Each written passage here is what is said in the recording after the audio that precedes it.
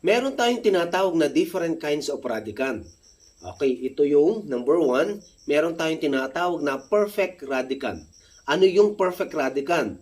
Tandaan na ang radicand na tinutukoy natin ay yung nasa loob ng square root or radical sign.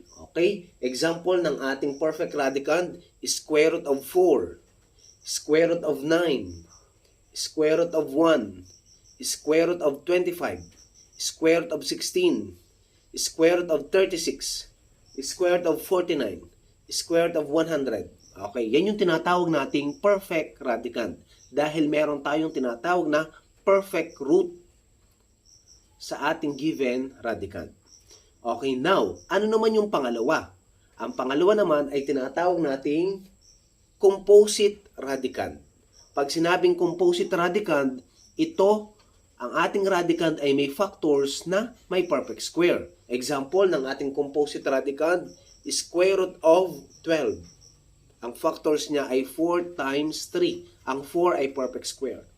Another example is square root of 108. Ang 108 natin ay composite radicand, 36 times 3. Another example of composite radicand is square root of 24. Okay, ang 24 naman ay 4 times 6.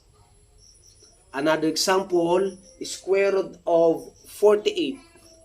16 times 3.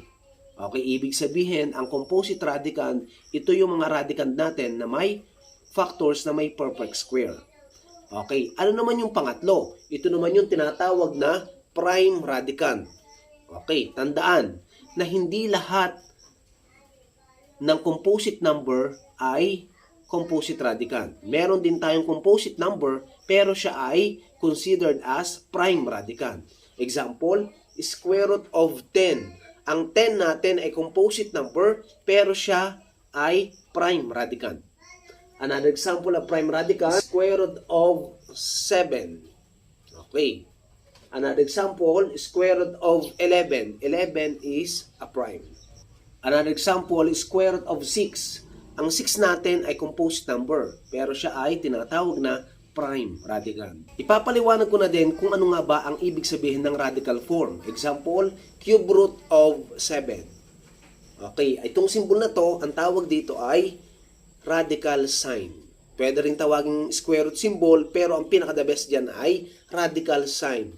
Yun namang cube root, yung nasa labas na number, which is 3, ang tawag dyan ay index.